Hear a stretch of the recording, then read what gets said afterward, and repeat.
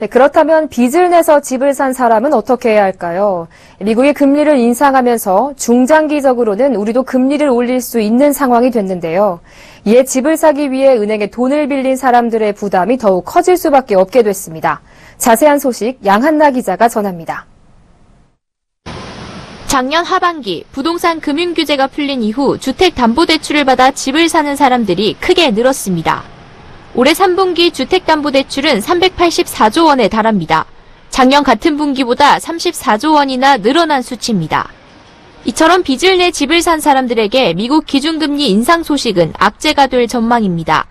내년에 미국이 4차례에 걸쳐 금리 인상을 계속해 나간다면 당장은 아니더라도 한국은행 역시 기준금리를 올려야 하는 압력을 받게 됩니다.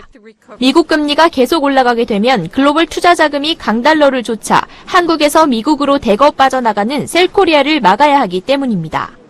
기준금리 인상에 따라 시중은행의 대출금리가 오르게 되면 이자 부담은 커지게 됩니다. 한국은행이 기준금리를 0.25%포인트 인상하게 되면 대출 이자 비용은 연간 1조 7천억 원이 늘어날 것으로 추정됩니다. 이미 시중은행에서 2%대 주택담보대출 금리는 사라진 지 오래입니다.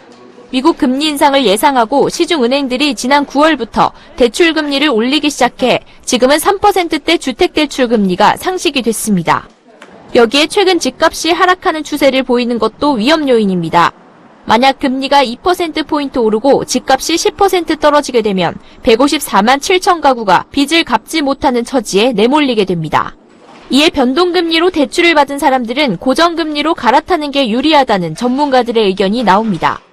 금리 차이가 많지 않다면 당연히 고정금리로 갈아타시는 게 굉장히 유리하고요. 금리 차가 1% 이상 나면 좀 고려는 해봐야 되고 0.5% 정도 차이만 나면은 갈아타는 게 좋죠. 3%대면은 고정금리 갈아타시는 게 낫죠.